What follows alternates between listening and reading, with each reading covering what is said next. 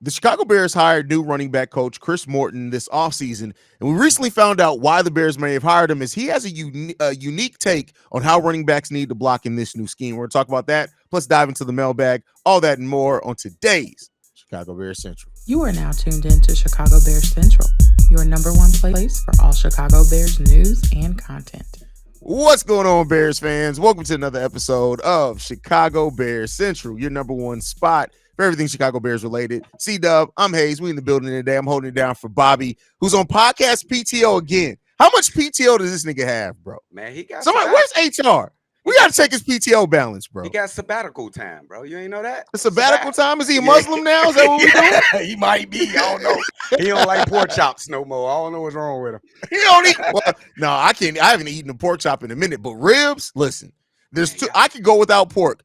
Bacon and ribs, I'm not giving up, bro. I don't care who it is. God himself can come down and be like, you need to give up the ribs. I'm gonna be like, I can't, bro. Like, y'all missing out.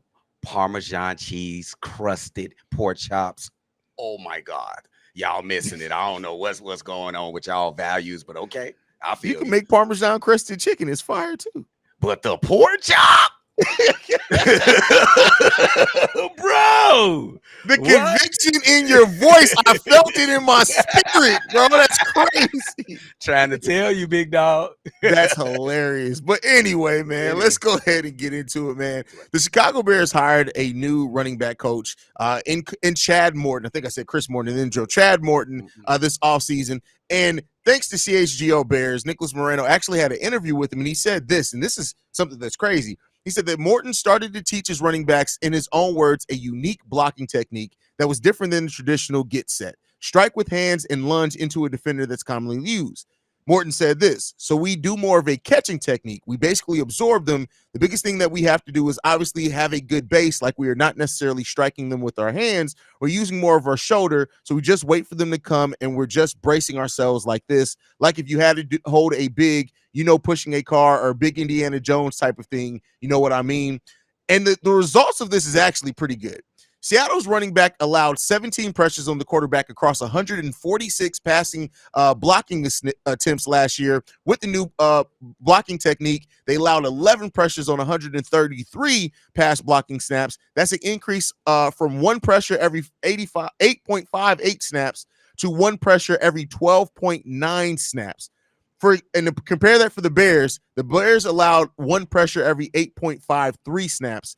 So this is going to get a considerable amount of pressure potentially off Caleb Williams. I know this is very high level, C-Dubb, but when you hear that you're bringing in a running back coach that's teaching a different blocking technique than what most teams use, and the results are there, how do you feel about that, C-Dubb?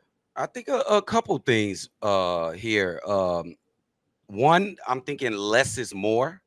I think they simplified it up in Seattle for the running backs because when you think about it, putting your hands on a 290-pound, 300-pound athlete is probably hard, and it's probably one of the most difficult things in football is getting your hands on a guy like that and keeping him on there. You know what I'm saying? And willing which way you wanted to go or stopping their progress. But in this case, you're just waiting for the defense to come to you, making it easier. They say like pushing a car. Everybody know pushing yourself out of the snowbank, or you get stuck somewhere on the road. Y'all know how that be. You're just sitting there bracing yourself, and you're pushing. Everybody pushing, helping you push it, but that don't really matter. But they simplified it. But this is a case where less is better, where you ain't gotta exert yourself so much to be effective on the football field. And the numbers show that this is a great way to go about it. And also, I want to say, I got a bravo to Matt Eberflus and Shane Waldron for their detail, for the detail they're trying to put into this team. They've broken down to the technique of pass blocking for run. That's crazy. And to say this, if you allow only one pressure every 12 snaps, that's damn near a whole drive. To only allow one pressure for a whole drive, that's huge. And so I think when this was so interesting for me, and like I said, I know it's very high level, and this is football nerd stats that not everybody cares about, right? But the reason why that's so interesting to me is that it tells me that Ryan Poles, in building this new offensive staff, looked at everything. And he really truly sculpted it to try to put Caleb in the best possible situation. So, and this may also be why we're hearing more things about Roshan maybe even being the number 2 running back on the depth chart, because he is our best pass blocking running back. And if you're installing a new technique for somebody who's already a damn good pass blocker on top of that, maybe that's why you're starting to see that prioritization a little bit. And it is so important to have a great pass blocking running back. And you got a free blitzer sometimes scream into the quarterback, just got a open hit on the quarterback. You just can't have that. So I like the detail and the effort these coaches are putting into this team. They really want to be successful in Chicago. I think everybody as a whole, from the front office all the way down to the kicker, Tory Taylor, they want to be successful and they being detailed in it. And that's the way you become great. It's the finer details. It ain't enough to be supreme talented, because this team is very, very, very talented all across the board. It ain't just about that. If everybody in this league got talent, but if you don't have the details and the fundamentals and the structure, it'll never work. So yeah, and you got to think about every level of things. If you're trying to get from a team that has not been successful to a team that's been successful, you got to look at everything. And so I love the fact that the Bears did this, and I love the fact that that's even something that they asked about in the interview process. Like, hey, we got to see it come about in real life, right? So I don't want to just give it a credit. Like, we got to see that it's going to be. But like I said, the numbers were here, and once I saw the actual numbers, I'm like, hey, that's one pressure every 12 snaps ain't nothing to overlook at, bro. That's crazy. Yeah, and as soon as I read this article, the first player came in my mind was Rojo. Yeah, it just came in mind because he's the best. He's the best pass blocker. I'm not really in tune with DeAndre Swift. I don't know if you know if he's what type of skill he has. He's okay in pass. I'll say this: he's historically been a better pass blocker than Khalil Herbert has been. But it's not that. It's the margin is like. Yeah, okay, I get you. It's like the shade between you and True Black. It's very small. Shut your He casually snuck it in, this sneaky mug right here, bro. I swear to God. You see him? He had the mannerisms with the hand and shit. He was just casually snuck it in. This motherfucker right here, bro. Chocolate. Oh, hey, man. Hey, listen. Tell him what it is. Hey, the ladies love C-Dudd, bro. Like, so you better tell them, man. The ladies love C-Dudd. Bro. All right, man. Let's go ahead and get into these mailbags for today, man. We're going to get into this first one now. This dude, man. Y'all know I'm crazy, bro. But let's get this first one's from Xavier, man. X. Man, this is a caller, man. LA, man. Boy. I got a quick question, man. Like, I seen Haize talking about Bears signing David Bakhtiari, bro. I don't want no more ex-Packer players, bro. We are done with ex-Packers, bro. The fucking tight end from last year, he was horrible when he came over, dropped the game-winning touchdown. I ain't gonna forget that. Then Luke Gessie was horrible, bro. That was one of the worst experiences we ever had with somebody that was on that coaching staff, bro. And now Jonathan Owens, his ass is on thin like for me too. They giving him time off to go see Simone Biles. Man, look, he can watch her ass on TV like the rest of us gonna do. Bro, we don't need no more Packer players, no more Packer staff, none of that, bro. David Bakhtiari should stay where the hell he at. He only averaged 2 games a year over the past 4-5 years, bro. He's done. He's cooked. He was good when he was with them. If we sign him, I don't see his ass playing no more than 4 games with us. Please, bro. No more Packer staff. No, I don't, bro. We are not taking nobody else from that side, bro. Because obviously they don't work when they get done, bro.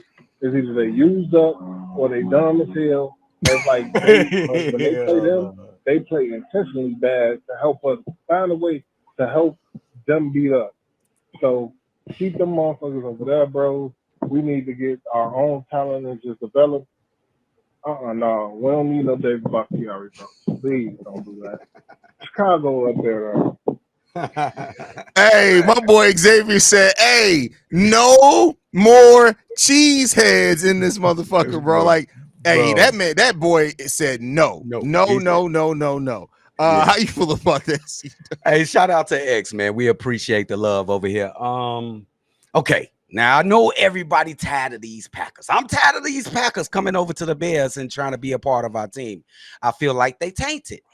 And I had this feeling for as long as we've been on this show, doing this show about 2-3 years.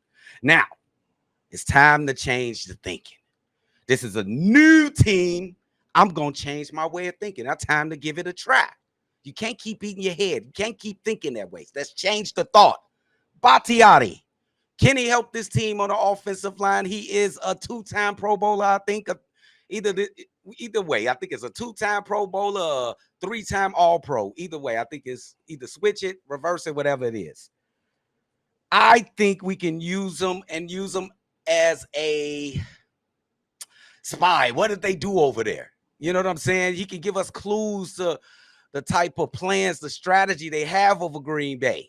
It's time to use these guys. We're going to be running this division for the next 10 years, I think. It's time to change our mind state and not be scared to have these usurpers from Green Bay to come over here to Chicago. I think it can help us, and at the very least, he's a good offensive lineman. But I don't think it might not happen, though. I don't think it's gonna happen either. But I mean, listen, here's the thing that I think. I don't care who you bring in as long as they can help the team. I'm not necessarily looking like I get it. Yeah, ex-Packers, there is something there. They haven't really worked out here. But the only one that I honestly think was a spy was Luke Getty. You can't convince me otherwise. Luke Getty was a spy, bro. He was literally sent over here to cause death and destruction. I don't believe in anything else. I just don't bro. And then this man even shitting on Jonathan. The man can't go see his wife play in the Olympics, man. This is our third string safety, and you mad because he wants to go see his wife play in the almost so he can watch it on TV. His ex, man. Hey, get that hate out your heart, my bro. Not for the Packers. Hate Packers. But don't knock Jonathan Owens, bro, for going to see. He ain't even a long time Packer. He played one season there. I can't hold that against him, bro. Bro. Come on, man. Let that man go see his wife, bro. Come on, bro. We got to get over these thoughts that we have about our team. Like, we hate every Packer. It's just bad. A lot of things is going to be changing with Chicago Bears culture. So it's time to accept new ideas. Let's get this guy, whoever it is, if they can help this team, bring their ass in. I don't even care if they smell like cheese. It don't matter. They can help my team. If they smell like cheese, bro. If they smell like cheese, bring their ass in. If they can help us win. What if your quarterback was just funky as hell? Would you care if he was raw as fuck? I ain't the one hiking the ball to him. I don't give a shit. I told you, I don't give a damn if Caleb Williams do a little pump on the center every time before he snaps the ball. That ain't got nothing to do with me. Are you winning football games? That's all I care about, bro. That monkey can give Ryan Bates 2 pumps in the grind before every play. I don't give a damn, bro. I don't care. Wait a minute. I'm trying to win football games. This is the first question. Ain't no way. This man is crazy. This is the first fucking mailbag. What are you talking about, Trip? What are you talking about? A pump? 2 pumps in the grind, bro. Bro, everybody in Soldier Field just gonna be quiet for 1 second. They're gonna be like, Did you hear the voicemail Darius left? So back when we first drafted Caleb Williams, and people were like, "Oh my God, he's flamboyant." Darius left the voicemail. He was like, "I don't give a damn if he fondles the center's balls before every snap." I was like,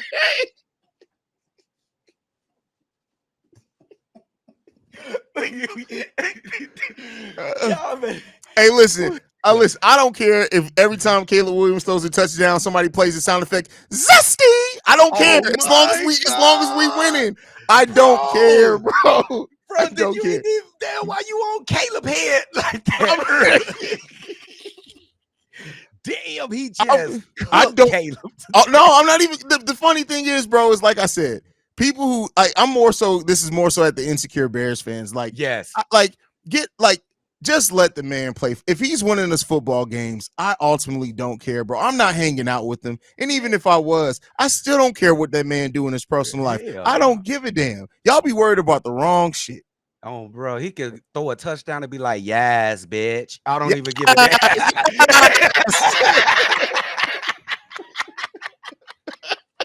Hey, Caleb, we just fucking with you guys. We just fucking with. We more so fucking with the fans, bro. All right, let's get into the second voicemail before Caleb finds this show and be like, I'm never going on Chicago Bears Central. Oh, man. All right, this next one's from Book. Yo, Haize, what's good, man? This Book, man. Blessings to you and yours, and happy Friday. Man, I got a little bit of a comment, man. I got to tell you about, I want to talk about Keenan Allen for a second, man. Now, there's this, I'll call it a misnomer going around that Keenan Allen is injury prone. Now, there is a difference between being injured and hurt, as you know. Now, he may get hurt, but injury prone is not true. He's like in the beginning, towards the beginning of his career, that's when he missed the most time. I think it was like his 4th and 5th year, I think. He missed the most time. But other than that, man, he's been playing pretty well. The least amount of games he's played since I think like 2014 or 2015 was 10 games. And even last year when they were saying that he was hurt, he said he could have played, but they didn't have nothing to play for. So why go out there and mess yourself up more if you ain't playing for no playoff spot or nothing like that? It's crazy to me, man, that now all of a sudden, he's with the Bears. Now he's injury prone. Now this is like the same thing with Swift. They keep saying Swift is injury prone. And him and David Montgomery, man, has played like the same amount of games. So I don't understand the whole injury prone. But like I said, you know me already. I already got the, thinking of this Chicago bias. But that's all I wanted to say, man. Nothing, keep it short and sweet, man. That's blessings to you and yours. Chicago up, bear down, man, and you have a good weekend. I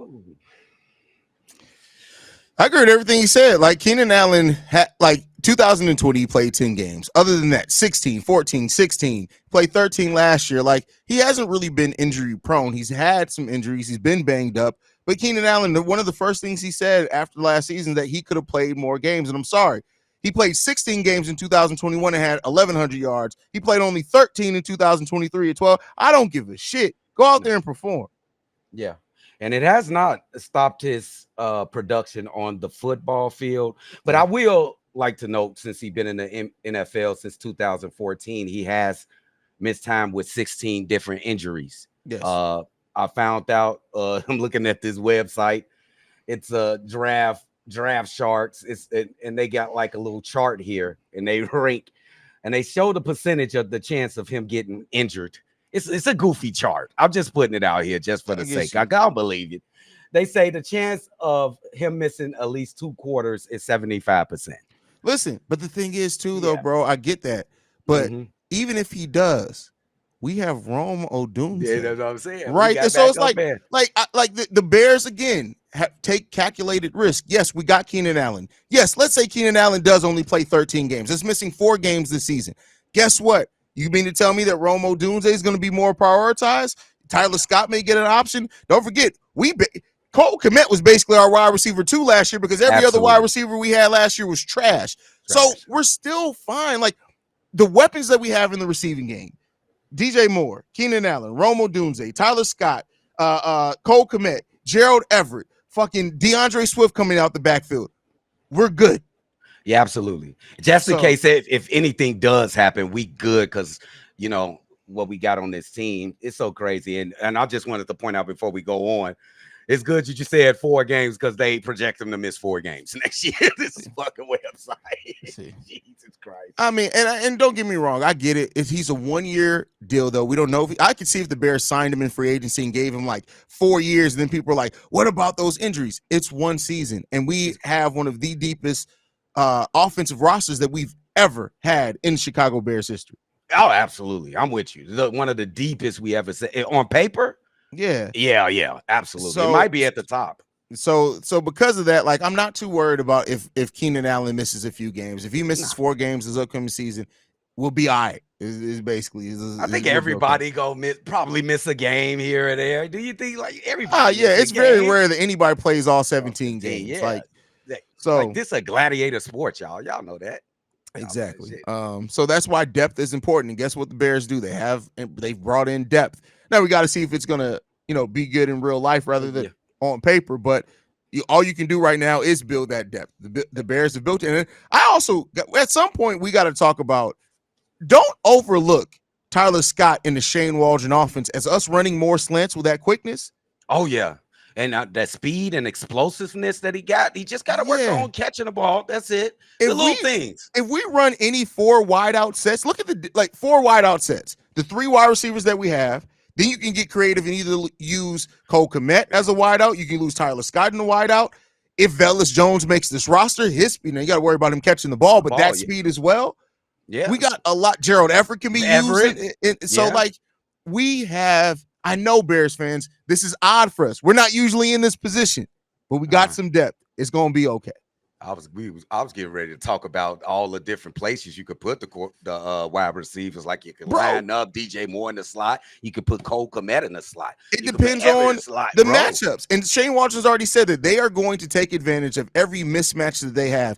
It's not going to be just Rome Odunze always in the slot. You're going to see Keenan in the slot. You're going to see, to your point, DJ Moore in the slot. You can get creative. Listen, and don't overlook not a gimmick offense, but don't overlook Shane Waldron getting creative and sometimes even listen.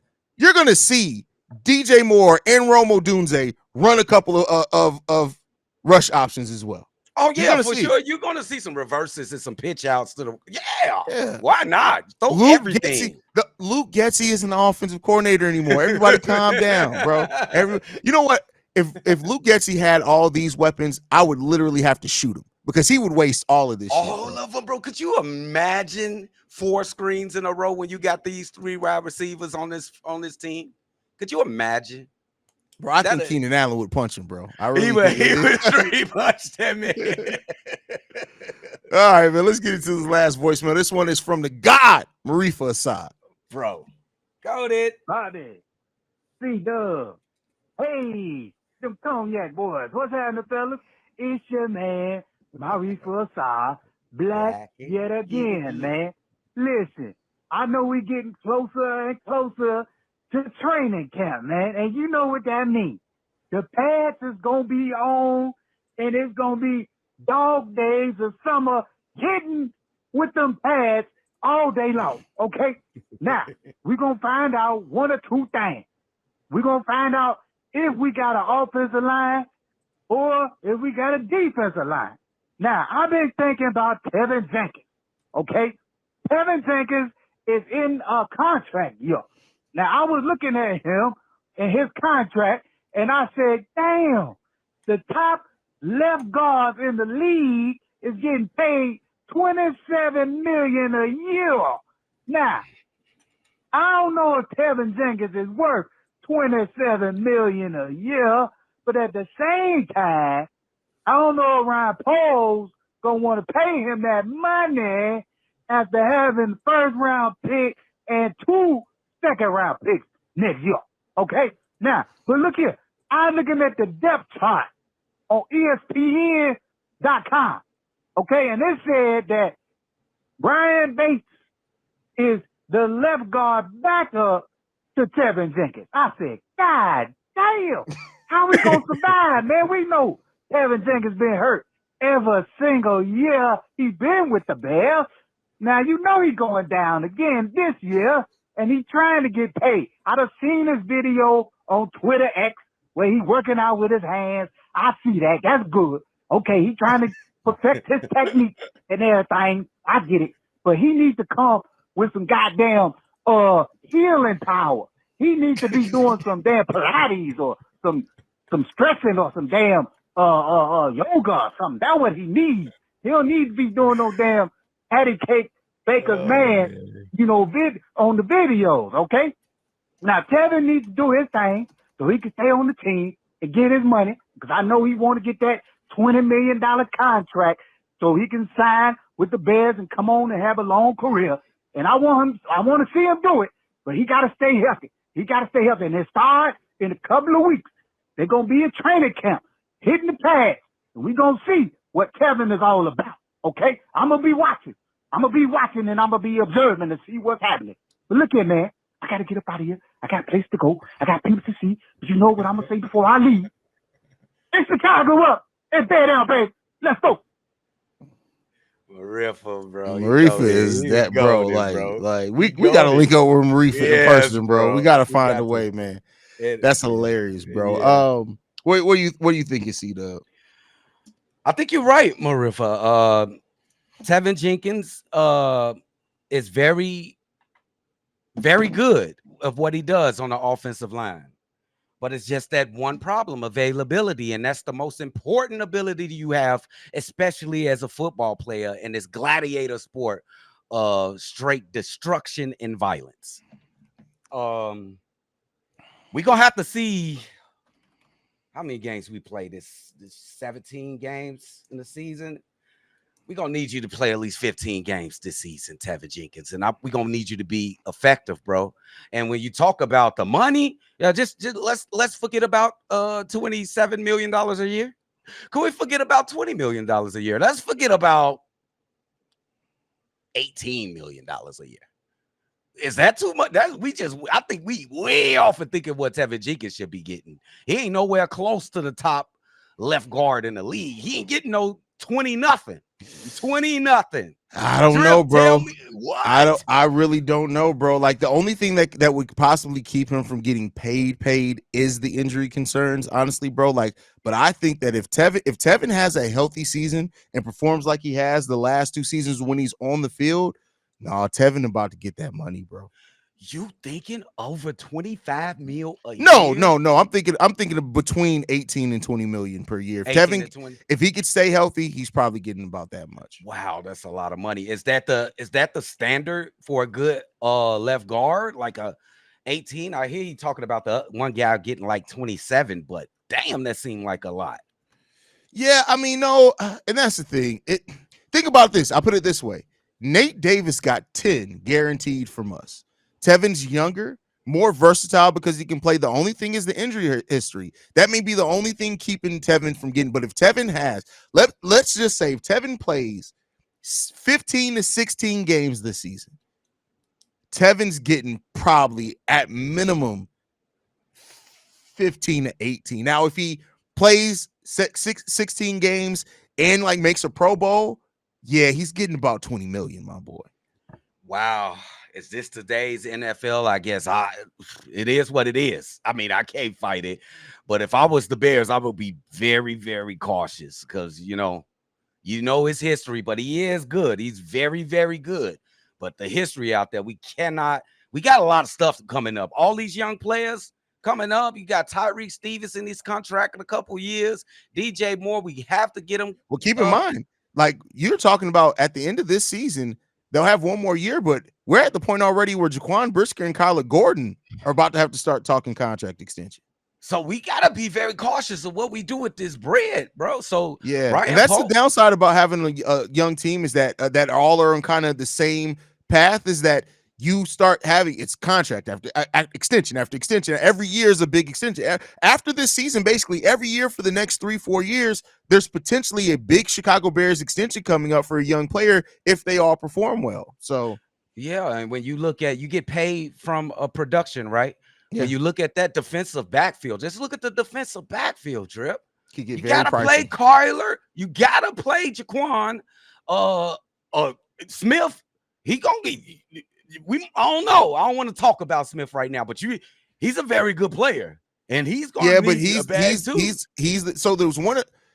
We're having this conversation like a year or two early, but honestly, the thing is that the Bears may end up in a position where they may look at Smith or look at Kyler Gordon and say, "Listen, Kyler, you're better, But Smith is right there, and we got an extra year of not having to worry about pushing that money up. There's a chance of that. Now, it's a great position to be in. If you're in a position where you got so much talent that you look at it and say, we just can't afford to pay all y'all, it's a great place to be in as a franchise. But that's when you start getting to a place that you're losing good talent, or one of two things. Either that or the Bears are just going to have to hit on draft after draft for the next few years. That way they always have an influx of young quality talent at a really low contract. So that way you're paying your guys. It's like I said, I don't want to make it seem negative, and we're having the conversation probably about 2 years too early. Yeah, I agree. But there is a chance with the way things are progressing that the Bears are going to they're going to go from really good, it could still be good contracts, but a lot of their own guys are about to get paid. Yeah, bro. So, and Ryan Poles, you did a great job with the offseason, but the job never stops. And he got some tough days ahead. Well, here's the thing that I'll say, though. If we get to that point, let's say we do get to the point to where we have so much young quality talent that all have the right to get extensions. At that point, then Ryan Poles is shown for 4 or 5 year stretch that he can draft well. And that may be where the place is. You may have to let some guys go and trust your franchise's ability to draft if he's showing that. So, I mean, it's like I said, it's a great place. It's a great problem to have, but it is a problem that we could be talking about in 2 or 3 years. And it's great to have a rookie quarterback because that's where most of your money is going to go anyway. But when it's time for him to get paid and he performed, Chicago. Is Chicago going to make him the richest quarterback in the league? That's gonna be the thing. Let's get a season under our belts first. I know there's definitely a chance of that for sure. Oh my goodness, yeah. Hey, shout out to the mailbag, bro. Y'all cooked today, bro. Y'all absolutely, y'all cooked. Absolutely. Any last thoughts, Dub, before we get up out of here? Bro, we on our way to 16K. Hall of Fame game is on its way. We will be doing after dark specials for the what are they doing on HBO? Hard Knocks? Hard Knocks. I think we're gonna talk about it. You see him just ducked his head down. No, that's because my eyes hurt. But no, I'm down. We're gonna do some of that. So a lot of stuff coming up. Get us to 16K. Y'all, I'm tweaking on y'all, bro. What's up? Yeah, definitely get us to 16K, man. We've been killing it this offseason. But you guys already know what it is. Make sure you guys are following us at Shy Bears Central. You can send us any feedback, questions, comments, concerns, ChicagoBearsCentral@gmail.com. And then lastly, if you want to leave a text message and our voicemail, 773-242-9336. We're the number one spot for everything Chicago Bears related. Like we like to end everything on. Chi-Town up, but Bear down. Love you guys. Peace, y'all. Peace out. This has been a presentation of the Break Media.